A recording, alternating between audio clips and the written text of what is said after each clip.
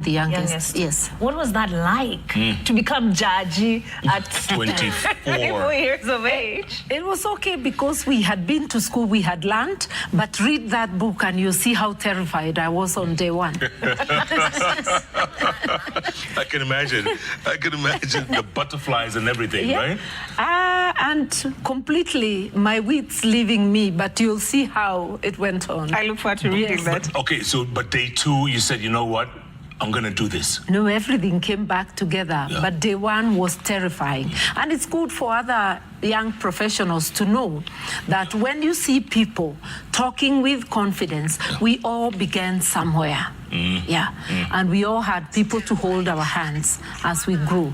And it's our duty now to hold others to grow. Okay, should we fast forward? Politics. How did she get into it? Yes. How did you get into it? I think from activism within the Law Society, spilling over to national politics, and when multi-party returned to running for office. One thing led to another. But I'll tell you this, those who say that what you profess with your mouth will come to be, when I was in Form 4, I remember telling a girl named Damaris, whom I lost touch completely. She was from Kandara in Moranga, and she was in school in Kirinyaga with me. And I told her, Damaris, you'll be member for Kandara, and I'll be member for Kirinyaga East. That's what Geshogo was called. It was in jest. I used to listen to Bunge, Leo Katika Bunge, and I used to love it. So there was something that was calling me in it. But when I said those words, it was in jest. And yes, behold, it came to be. It happened. Yeah. So, wait, so you represented, so you started from activism, then from activism into politics. Activism to leadership in the Law Society, and in women's organizations, and to politics. And even when I was in politics, I was still in leadership in women's organizations. And famously, you represented Paul Mwite. Yes. When they had been after Sabasaba, because I was not arrested, I didn't go to Kamukunji, so we were running around, organizing their defense. And it took him 4 days to appear in court. I mean, it doesn't, because you have to appear 24 hours after, right? Now. Do you get a sense of deja vu, actually, given the times we are living in? I think we've gone round full circle. I'm sort of feeling like we are living in the dark era, only this era seems to be total eclipse. If we refer to the Kanu era as dark era, it was partial darkness. This is the total eclipse. It's complete darkness. It's complete darkness. Why do you say that? No lie. This is a terrible time. We have a constitution which is being disregarded. Rights are being violated right, left, and center.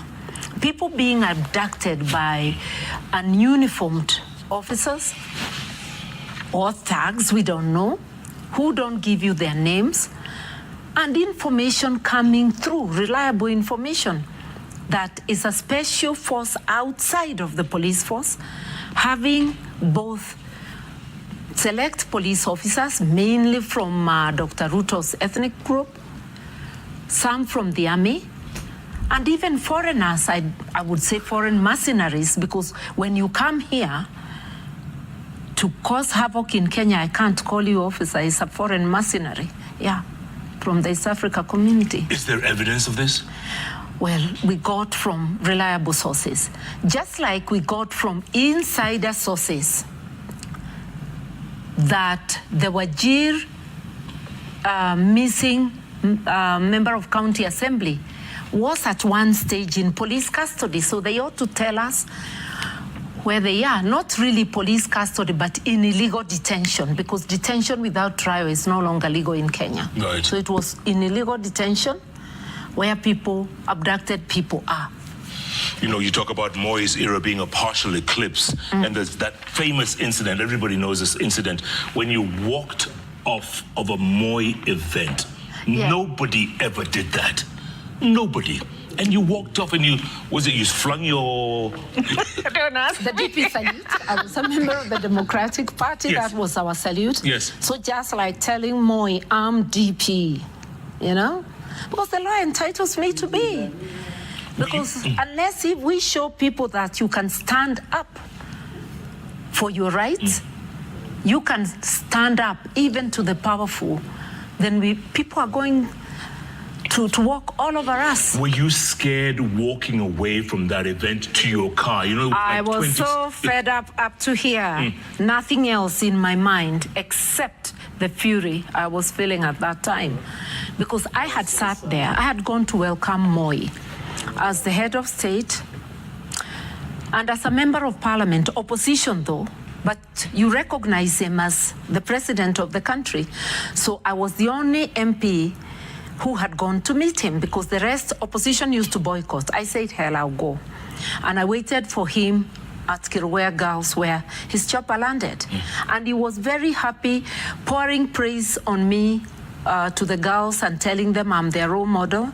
Then when we get to the stadium, his local chairman starts insulting the opposition, insulting my party leader then, Mwai Kibaki, who was to later become president, and saying that we would be crazy to ever dream that Kenya can be governed from Udhaya. You know, Kibaki's home. So I asked Moi, hey, what's the matter? Why do you let, he was seated 2 seats away from me. I asked him, why are you letting your chairman insult us and pour scorn on the opposition when I've dutifully come to meet you? So I told him, you either stop him, I was demanding, or you give me 5 minutes to defend my party. So he goes like, what are you going to say if I give you time? I told him, I can't tell you what I'm going to say. I can only assure you that I'll give you due respect as head of state. I think he decided this one is not good. I saw his body language. He told me to taona, but I knew he wouldn't. So I just surveyed how the lay of the ground was. And I saw there was one entrance, just exit or entrance, just next to his podium. And I quickly calculated, I can't walk behind him. It will look like I'm attacking him. Then I noticed another exit, a meter from his podium. So I knew how I would leave, and I would not leave when any other person is talking. I will leave when he rises to speak. So I gave him a minute to get to his podium, and I took my bags, went in front of him, DP salute, and I swaggered off. Swaggered off. In the moment, did you know how iconic that moment in time would become? No, not at all, because you see, it is very disturbing for people to try and humiliate you. And for me, that moment becomes very intense until I find out how to even out. So I had worked it out how I'm going to walk out on him. And I was leaving for that moment. Nothing else mattered. By the way, it's on TV right now. There's a picture. The current show you're talking about, right there. Right there. Very nice. And speaking of pictures, Yes. several pictures of you actually in the book. Yeah. You know, making the salute, the DP salute. Yeah. And one of them is making the DP salute with the kids just before. Yes, at home, just before the 1992 elections. At this time, That's up-country, yeah. you are a single mother. Yeah, If I understand correctly. of two, yes. Of two. I've already pledged into life as a single mother. Yes. And yet, you are venturing into politics. Yes. And politics, as you hear said time and time again, is not an even playing field, especially for women. All those things were talked about, and you find it in the book how I dealt with it. And by the way, I campaigned as Martha Njoka. And because my marital status was an issue during elections, I decided to show my detractors a bit of style. So immediately we were elected, I did the papers for change of name. I did Paul, got it gazetted. I was sworn in 3 weeks into January as Martha Karua. And that was it. Was it a rocky marriage? No, if you're expecting juicy stories about that, no. Every marriage does become rocky because any disagreement can graduate to a big disagreement. It's up to you to know the good time to walk out. And how did you juggle all of it with 2 young children and this prolific professional career. How did you manage it? I think women are brought up to multitask. That's why you see a woman carrying firewood on the back, a child, a jerry can of water, and something else. You see her doing, carrying all that. Then at home, she will do so many things. What in Kikuyu we call maondo forte. You know? Yes. All in one day. Correct. Yeah. Correct. So we are born multitaskers. Yeah. So the 1992 election had, I think, Kenneth Matiba running for president. Yeah. Your party leader, Yeah. Mwai Kibaki. Jaramogi Oginga Odinga. Yeah. Together, they garnered about 3 million votes. And they could have won it had they united. Yeah. But two elections, opposition lost, 92 and 97, because of running too many presidential candidates. Moi was winning with just about 33%, while the opposition has close to 67. yeah. But surprise, surprise, Moi would have enough members of parliament, meaning the constituency boundaries were gerrymandered, you know? Deliberate unfairness in way the constituencies are created. And that is why up to this day you hear people talking of one man, one vote, 1 shilling, meaning balance our constituencies so that our votes are equal. Share the money equally so that needs of everybody, basic needs of everybody are met. So having too many candidates in the opposition cost us 2 elections. But in the 2002 elections, the opposition was united and was able to usher in the first new government after independence. But it could have been done earlier, right? It could have been done in 92. Correct. So why wasn't it? Everybody with their ambition. You see, even today we are many people.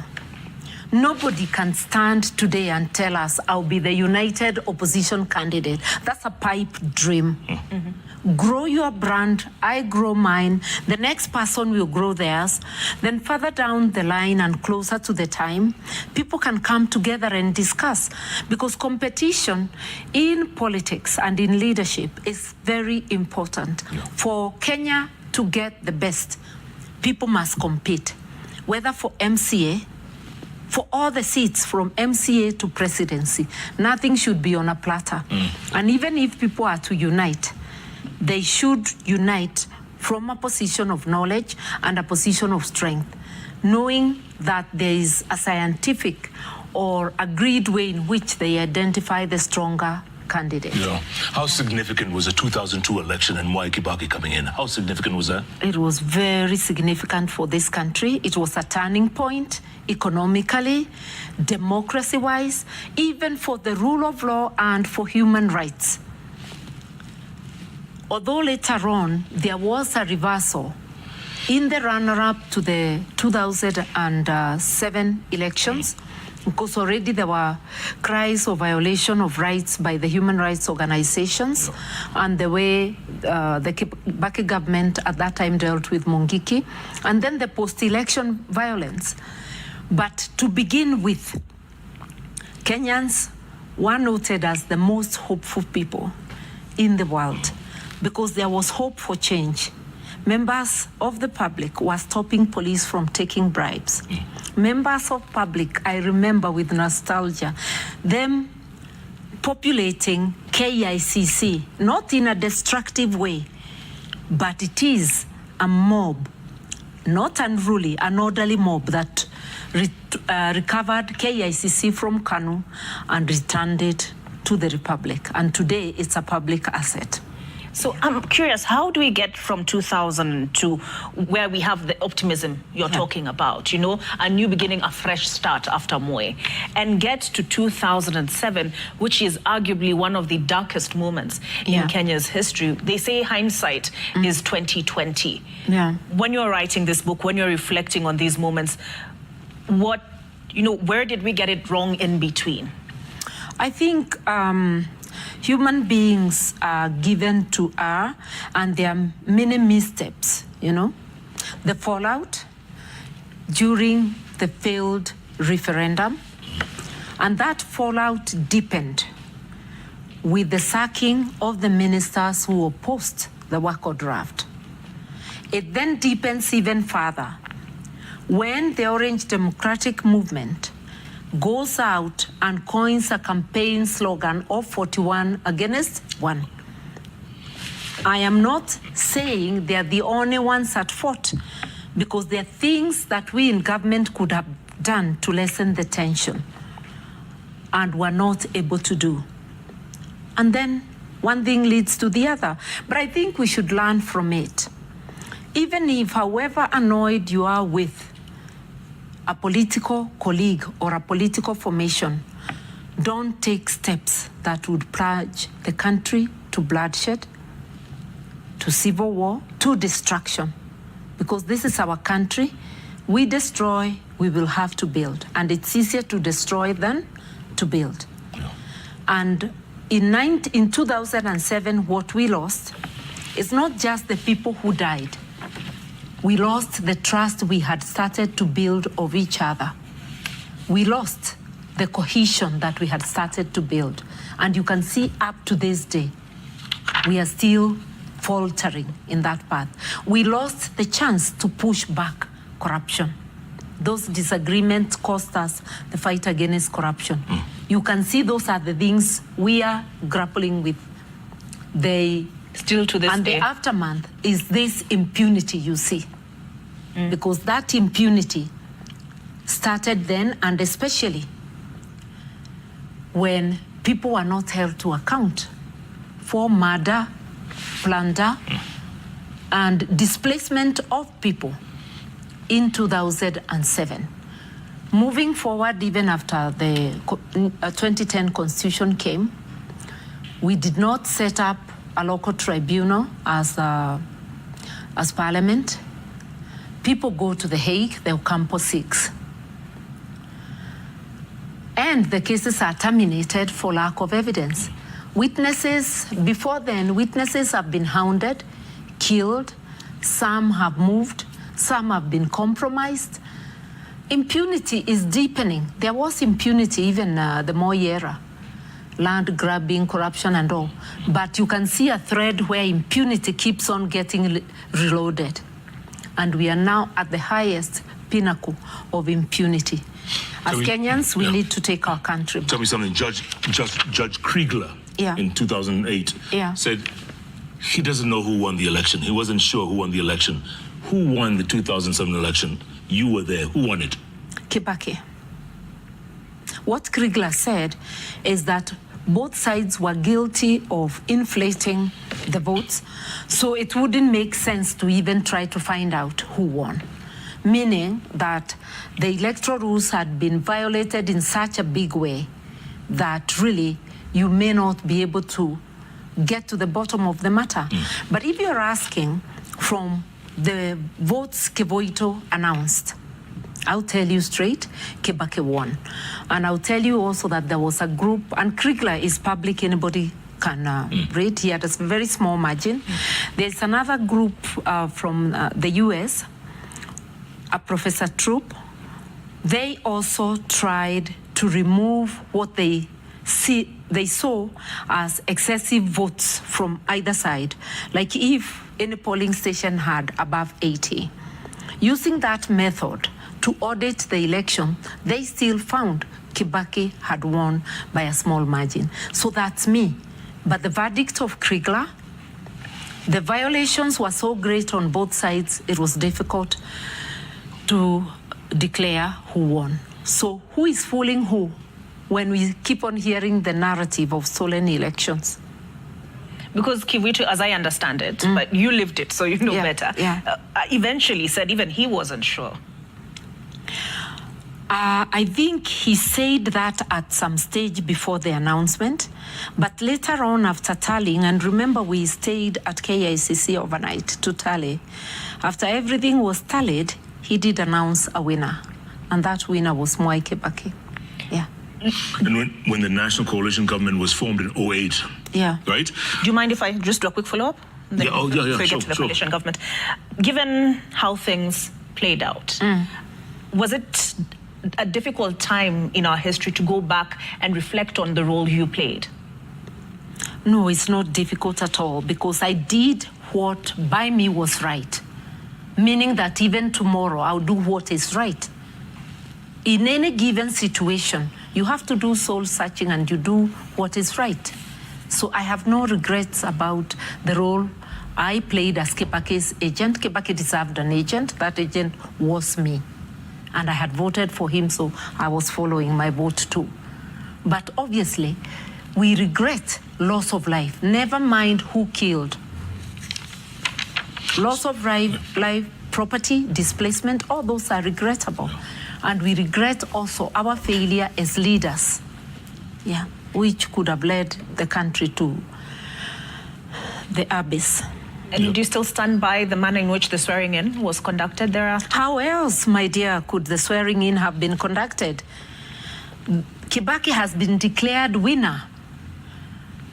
Did anybody really expect that I, as a Kibaki supporter, or the Kibaki supporters would question his win? Those who questioned his win were entitled to go to court. We questioned Ruto's win, and I still believe up to this day he didn't win. We went to court. That's what people do. You don't remove daggers and start displacing people and match boxes and start touching people. There has to be a referee who declares, even in football. A referee declares, then you can dispute. Kibaki was sworn in. The manner of swearing in was swear him immediately. And I challenge anybody to look at the IPPG amendments and to see that the president was to be sworn in immediately. He is declared. And on that particular time, Kibaki's tenure was ending on that day. It was important he be sworn in. And he was. So you say they had the option to go to court, but the judiciary at the time, given the reforms that followed thereafter, there were various reforms that were carried out. How trustworthy, what confidence did the public have in that institution? What confidence do Kenyans today have in sections of the judiciary? We still don't kill each other when we dispute our boundaries. You still go to court. I always liken the court to a leaking roof. If your house is leaking, I'm yet to see a person who gets out their bed to sleep in the rain. You push your bed to a corner and you repair the roof afterwards. So even though the judiciary, even today, is not where Kenyans want it to be, you keep going. Sometimes you get good judgments. I call them sparks of encouragement. You get them in the magistrate's court, you get them in the high court, you get them in the court of appeal. After that, I don't see, but that is what it is. You know, we could talk about this book all evening long. It's so fascinating, so many excerpts. And you know, if we can fast forward just a little bit, let's 2022. Yeah. Azimio. Yeah. And you become the running mate of Raila Odinga. Yeah. Who was a nemesis of yours before. I mean, in politics, there's no such thing as enemies, right? It's just interests. Because Uhuru Kenyatta also, when he was appointed deputy prime minister, you weren't very happy with that during the coalition government. I don't think that one disturbed me to an extent of us having any animosity. After all, Uhuru wasn't the one who appointed himself. It's Kibaki who did. We worked together thereafter as colleagues in the coalition government, grand coalition government, for a full year, passing on very heavy legislation, very heavy agendas in parliament, with total success rate, except one bill, the bill for the local tribunal. Yeah, so I had no problem because appointed positions, you don't sulk too much because you can then ask people for the position you want, and I've been at it. And then you become Raila's running mate. Yeah, Raila, we have worked with him for a long time and quite well. Even in the coalition government after that fight, that 1 year, we worked well, just like with everybody else. And it was so surprising that in cabinet, remember these are people we had been in the NAC coalition together. We worked well. And in cabinet, you could see people splitting along interests, not along the party lines. Like when there was the maize scandal, I remember there was William Ntimama, myself, and some assistant ministers on one side. And the rest of the people, some silent and others silently supporting the culprits in the maize scandal. So people actually align on interests. But people also align on ideology. So when I chose to deputize Raila, it's because I knew he's a person I could work with. And he's a person you can sit on the table, disagree, and then agree. Yeah. In the end, were you disappointed? Because, you know, he's back in the government. If you mean whether I'm disappointed now, yes. Yes. But he has a right to do what he wishes, and then I have a right to make a decision. And now Kenya and myself made a decision to exit Azimio. So you let him do his thing, and you do what you think is right. But do you feel bitter about it? I mean... No, not at all. No. You must let him do what he must. It's nothing personal. And then I'll do what I must. And it didn't take me long, and it didn't take Na Kenya long to say that we cannot be with you where you are now. Yeah. Sorry, I was just looking, I'll take you a little bit back, and then you can bring us back. We are doing a time machine here. But one of the most momentous times in history is when you resigned as Minister for Justice, citing frustrations. Yeah. It's, you know, we've had people say, I would rather die than leave office. What motivated that, led you to take that step? It's not every day we see it. Leadership and positions are not matters of life and death. It's a service you are offering to the people. When you're in cabinet, you have been called by the president of the day, or to be a member of government. If I feel the government is no longer carrying out the policies we agreed, then I cannot stay there at whatever cost. I must only remain in that formation at a cost acceptable to me. So if I feel that my conscience cannot take what is going on, then it's time to walk away. And I did. It just means you lose influence, you lose money, and all that comes with that. But then you gain your conscience and your comfort, and that's what I did. I was happy in the backbench, and those who remember seeing me in the backbench, very active. Is that included in the book, your experience serving in those various parliaments, especially when you consider but what not has the been 2022 elections. I said 2022, I'll write a different book. Oh my goodness, there's a whole other book for that. Yeah. Tell me something, what's next for Martha Karua? What's next for Kenya? That is the question I would like to ask. What's next for us when there is eclipse and we no longer can see light? We must fight for our country. We must fight to restore light, to restore democracy, rule of law, human rights. We cannot live with abductions every day. We cannot live with violations of human rights. We cannot live with the abuse of our hand and taxes. And more so, we cannot accept to be slaves, that the government takes everything that is in your pocket and leaves your children starving.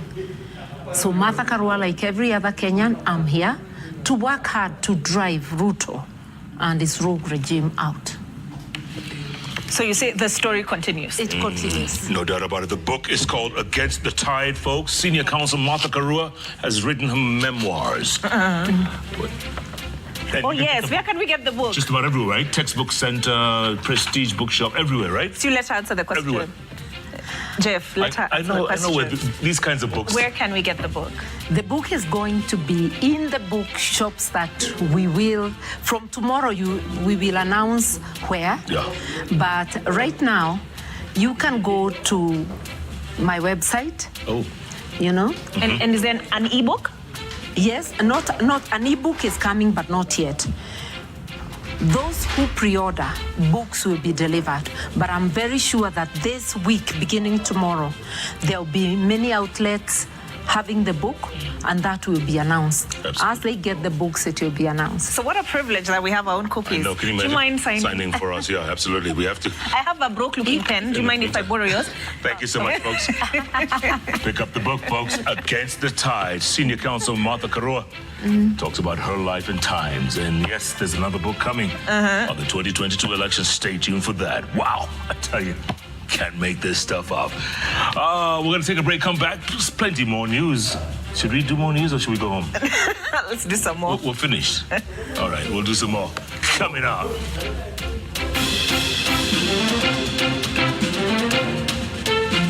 Coming up, East Africa breweries shift from single-use spirit bottles to returnable glass model to conserve the environment.